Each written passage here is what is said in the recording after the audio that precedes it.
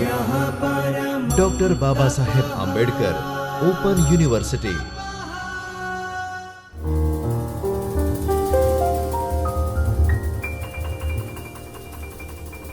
नमस्कार विद्यार्थी मित्रों, doctor Baba Saheb Ambedkar open university के चैतन्य स्टूडियो से मैं डॉक्टर रश्मि, सहायक प्राध्यापिका हिंदी, आप सभी का हार्दिक स्वागत करती हूँ। आज की कक्षा में हम बीए प्रथम वर्ष HND MJ 102 हिंदी उपन्यास के तहत त्यागपत्र उपन्यास की इकाई 6 भाषा शैली भाग 2 का अध्ययन करेंगे।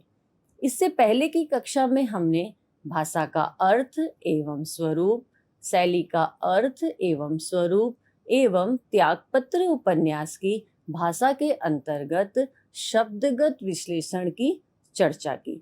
विद्यार्थी मित्रों, आज की कक्षा में हम त्यागपत्र उपन्यास की भाषा के अंतर्गत वाक्यगत विश्लेषण का अध्ययन करेंगे। वाक्यगत विश्लेषण क्या है, देखते हैं। किसी भी रचना की वाक्यगत विश्लेषण क्या है, देखते हैं। किसी भी रचना की भाषिक योजना के अंतर्गत शब्द के बाद बड़ी इकाई वाक्य है। शब्दों की सार्थकता वाक्य में निहित होती है।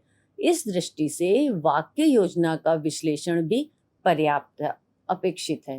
विद्यार्थी मित्रों, वाक्य की दृष्टि से विश्लेषण करें तो हम पाते हैं कि जैनेन्द्र के त्यागपत्र उपन्यास में सरल, संयुक्त, मिश्र एवं संक्षिप्त वाक्यों का प्रयोग हुआ है। सबसे पहले उपन्यास में निहित सरल वाक्य। वह थोड़ी देर मुझे देखती, वह दृष्टि अनबुझ होती थी, मानो मैं उन्हें देख ही न रहा हूँ। मुझसे आर पार होकर जाने वह क्या देख रही है। एकाएक स्थिर पढ़कर कुछ लजाकर कहती, चल रे, पतंग से बालक गिर जाते हैं। मेरी कुछ समझ में न आ रहा था।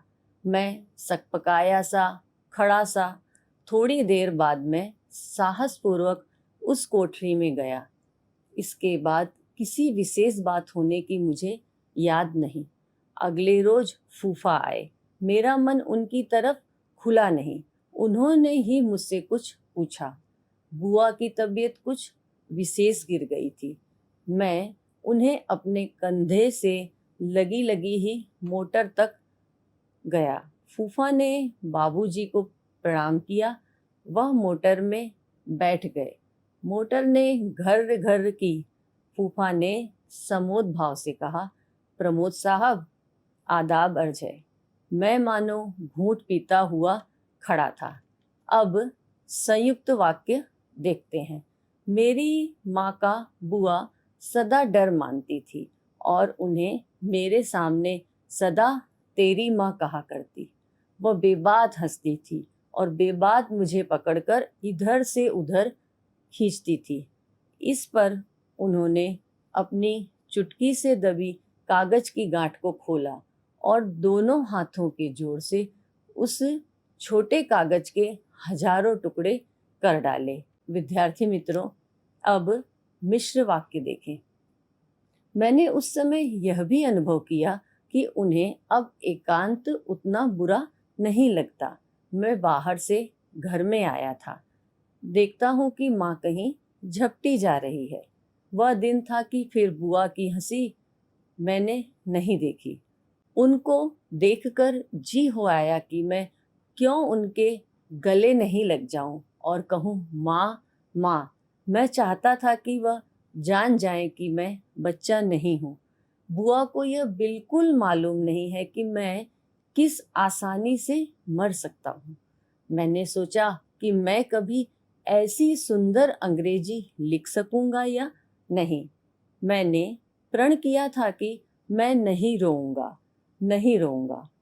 उपन्यास के अंदर हमें छोटे छोटे वाक्य भी देखने को मिलते हैं, जैसे कि आदाब अर्ज है, मैं अब सांस लूंगा, बहुत कह चुका, शायद नहीं, इससे क्या फायदा है, ऐसे मन हल्का तो होगा, जिंदगी है चलती जाती है। मैं यह सब देखता रह गया। बुआ कुछ भी नहीं बोली। बुआ नीचे देखने लगी। अब हम त्यागपत्र उपन्यास की शैली को देखते हैं। विद्यार्थी मित्रों, जैनेन्द्र के उपन्यास में शैलीगत विशिष्टता को भी रेखांकित किया जाना आवश्यक है। इसके माध्यम से जैनेन्द्र की भाषागत विशेष शैली की पहचान करने में सुगमता होगी। शैली के अंतर्गत जैनेन्द्र के त्यागपत्र उपन्यास में भाषा के विविध शैलीगत प्रयोग दिखाई देते हैं। यहाँ पर हम संवाद शैली, प्रश्नात्मक शैली, विचारात्मक शैली एवं आत्मकथात्मक शैली को देखते हैं। सर्वप्रथम संवाद शैली को देखते हैं। किसी भी रचना में पात्रों की क्रियाओं को नाटकीय और प्रभावी बनाने के लिए वार्तालाप या संवाद रचना का अविच्छिन्न अंग होता है। संवाद रचना की नीरसता को तोड़कर उसे सरस बनाते हैं। रचना का वातावरण, विधान एवं पात्रों की मनोवैज्ञानिकता के साथ साथ पात्रों की विचार प्रक्रियाओं का दायित्व संवाद पर ही निर्भर होता है। प्रेमचंद संवाद के माध्यम को रेखांकित करते हुए लिखते हैं कि उपन्यास में वार्तालाप जितना अधिक हो और लेखक कलम से जितना ही कम लिख जाए उतना ही अच्छा है। प्रश्नात्मक शैली की हम बात करते हैं। विद्यार्थी मित्रों, प्रश्नात्मक शैली जैनेन्द्र की विशेष शैली के रूप में रेखांकित की जा सकती है। जैनेन्द्र ने यथास्थान प्रश्नात्मक शैली का प्रयोग किया है। प्रश्नात्मक शैली प्रश्न के माध्यम से पाठकों के समक्ष अनेक विचार के लिए खुले अवसर प्रदान करती है। आंखें फाड़कर क्या देख रहा है प्रमोद? बुआ से लेकर झाड़ू खुद नहीं लगा सकता। आजकल के लड़के बस कामचोर होते जा रहे हैं। कहाँ गया वह बंसी? नहीं है, सारा काम बेचारी लड़की को करना पड़ता है। अब तो यहीं रहोगी न बुआ, जल्दी तो नहीं जाओगी? वह प्रश्न क्या यूं टाले टल सकता है? वह गांठ है जो बंधी की खुल नहीं सकती। टूटे तो टूट भले ही जाए, लेकिन टूटना कब श्रेयकर है। क्या कहती हो बुआ, वह मारते हैं? हाँ मारते हैं, बेत से मारते हैं। हाँ बेत से मारते हैं। बाबूजी ने कहा, मृणाल कहो कैसी तबीयत है तुम्हारी? अच्छी है। यहाँ शायद तुम्हारा मन नहीं लगता मालूम होता है। मृणाल चुप। विचारात्मक शैली। विद्यार्थी मित्रों, उपन्यास का वह माध्यम है जहाँ रचनाकार के लिए अभिव्यक्ति के व्यापक आयाम खुले रहते हैं। रचनाकार अपने दर्शन एवं विचारों को यथास्थान व्यक्त करने का प्रयास करता है। कथ्य के अनुरूप जहाँ विचार अभिव्यक्ति का अवसर होता है, रचनाकार विचारों की अभिव्यक्ति का अवसर नहीं होता है। जैनेन्द्र का व्यक्तित्व दर्शनवादी रहा है, अतः उनके कथ्य में विचारों का आना स्वाभाविक ही है। वे अपने पात्रों के माध्यम से विचार और दर्शन की सहज अभिव्यक्ति करते हैं, जिसे हम शैली के रूप में पहचान सकते हैं।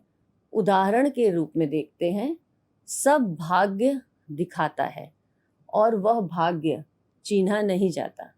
विवाह की ग्रंथि दो के बीच की ग्रंथि नहीं है, वह समाज के बीच की भी है। चाहने से यह क्या टूटती है? विवाह भावुकता का प्रश्न नहीं, व्यवस्था का प्रश्न है। वह प्रश्न क्या यूं टाले टल सकता है? वह गांठ है जो बंधी की खुल नहीं सकती। टूटे तो टूट भले ही जाए, लेकिन टूटना कब किसका श्रेयकर है। धन न चाहूं, मन न चाहूं, धन मैल है, मन का दर्द अमृत है, सत्य का निवास और कहीं नहीं है। उस दर्द की साभार स्वीकृति में से ज्ञान की और सत्य की ज्योति प्रकट होती है, अन्यथा सब ज्ञान ढकोसला है और सब सत्य की पुकार अहंकार है। जिंदगी है, चलती जाती है, कौन किसके लिए थमता है, यह तो चक्कर है। गिरता गिरे, उसे उठाने की सोचने में तुम लगे कि पिछड़े। इससे चले चलो, चले चलो। पर इस चला चली के चक्कर में अकस्मात मुझे और भी पता लगा, वह यह कि अब बुआ उस जगह नहीं रहती है। विद्यार्थी मित्रों, मैं या आत्मकथात्मक शैली का प्रयोग रचनाकार करता है। जैनेन्द्र ने भी कथ्य के अनुरूप इस शैली का प्रयोग किया है, जिसे हम उनकी रचनात्मक भाषागत शैली के रूप में रूपायित कर सकते हैं। मनोवैज्ञानिक उपन्यासों में यह सहज रूप में देखा जा सकता है। कुछ वाक्यों को हम देखते हैं। मैंने प्रण किया था कि मैं नहीं रोऊंगा, नहीं रोऊंगा, मैं नहीं रोया, नहीं रोया। मुझे बेहद गुस्सा मालूम होता था कि मैं क्यों कुछ उत्पात नहीं किए डाल रहा हूँ। मेरे मन में हो रहा था कि कोई मुझसे झगड़ता क्यों नहीं है। इससे उससे किसी न किसी से टक्कर लेने को जी होता था। बुआ वह जाए तो जाए, मेरा उनसे कुछ मतलब नहीं है, मेरा किसी से कुछ मतलब नहीं है। मैं अकेला सब कुछ निपट लूँगा। हाँ, मैं अकेला, अकेला, मुझसे मत बोलो। मैं नहीं याद करूँगा बुआ को, वह क्यों चली जा रही हैं। मेरे रहते भला वो क्यों चली जा रही हैं। और वे फूफा कौन सी बला हैं कि उन्हें ले जाएंगे। ले जाएं तो ले जाएं, अरे टलें तो मैं अब सांस लूँगा। बहुत कह चुका, मेरा मन दर्द से भरा हुआ है। यो तो यह कहानी आरंभ की है तो पूरी भी करनी होगी। जीना एक बार शुरू करते, मौत आकर जब तक छुट्टी न दे दे तब तक जीना ही होता है। बीच में छुट्टी कहाँ हमें, पर मैं जरा सांस लेना चाहता हूँ। समग्रतः जैनेन्द्र ने अपने भाषागत विशेष प्रयोग से अपनी विशिष्ट शैली निर्मित की है, जो प्रस्तुत उपन्यास में सहज रूप से देखी जा सकती है। प्रमोद के इन वाक्यों से जो वह अपने लिए स्वयं अपने आप में कह रहा है, हम समझ सकते हैं।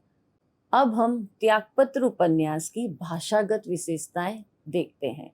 जैनेन्द्र की भाषा पर टिप्पणी करते हुए आलोचक लिखते हैं कि यदि हम जैनेन्द्र की कथा भाषा के सार्थक संगठन को देखना चाहें तो त्यागपत्र जैसी आरंभिक कृति ही अधिक महत्वपूर्ण या उल्लेखनीय जान पड़ती है। यहाँ यथार्थ से निरंतर मुठभेड़ भी है। भीतर की चिंताएं बाहर की चुनौतियों से निरंतर टकरा रही हैं और पीड़ा या वेदना का दर्शन निरा विचार नहीं है, जिसके कारण कार्य व्याख्या की जा रही हो। मृणाल ने अपने से लड़ने और यथार्थ की सहने की जो भाषा उपलब्ध की है, उसके कसाव, संक्षिप्तता, तनाव, लय को समझते हुए हम इस महत्वपूर्ण कृति को आंतरिक एकाग्रता या पूर्णता के साथ समझ सकते हैं। विद्यार्थी मित्रों, जैनेन्द्र का चिंतन गहरा है, जो हमें प्राचीन ऋषियों का स्मरण कराता है। चिंतन के अनुरूप भाषा सहज तथा अकृत्रिम है। शैली अनघड़ तथा वेगवती है। वाक्य विन्यास अपने ढंग का है। वाक्य छोटे हैं, आवश्यकता पड़ने पर बड़े भी हैं। शब्द चयन के प्रति आग्रह विशेष नहीं है। व्याकरण दोष उनमें मिल जाते हैं, परंतु जैनेन्द्र जैसे चिंतन में स्वतंत्र हैं, वैसे ही उसके माध्यम भाषा तथा शैली के प्रति हैं। मुहावरों का प्रयोग कम किया गया है। संस्कृत की सुक्तियों तथा उदाहरणों का प्रयोग भी मिलता है। अंग्रेजी के वाक्यों का भी मिलता है। अंग्रेजी के शब्दों के प्रति उनका आग्रह प्रारंभिक रचनाओं में अधिक दिखता है। उर्दू के शब्दों का खुलकर प्रयोग किया गया है। उर्दू के ऐसे शब्दों का प्रयोग ढूंढने से मिल जाएगा जिनका प्रयोग प्रायः व्यवहार में देखने में नहीं आता है। अपने तद्भव शब्दों का भी खूब प्रयोग किया है। देशज शब्दों को भी स्थान पर मिला है। कतिपय ठेठ संस्कृत के शब्द भी मिलते हैं। जैनेन्द्रीय भाषा के लिए स्वतंत्र शब्दकोश की आवश्यकता है। कारण है कि उनके सामान्य शब्दों के विशिष्ट अर्थ हैं।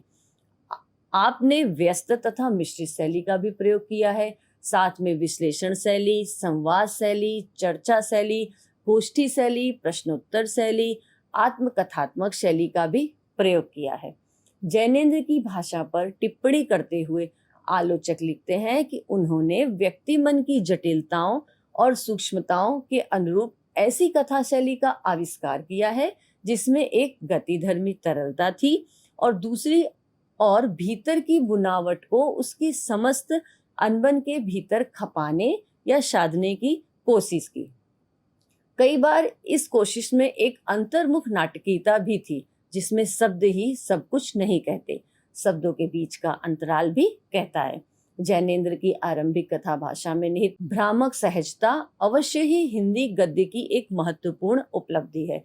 डॉक्टर माधुरी दुबे अपनी पुस्तक हिंदी गद्य वैभव में जैनेन्द्र की भाषा के संबंध में उल्लेख करती हुई लिखती हैं, जैनेन्द्र की भाषा में प्रभावित करने की क्षमता भले ही स्पष्ट हो, इसी में जैनेन्द्र का व्यक्तित्व निहित है, यही उनकी शैलीगत विशेषता है।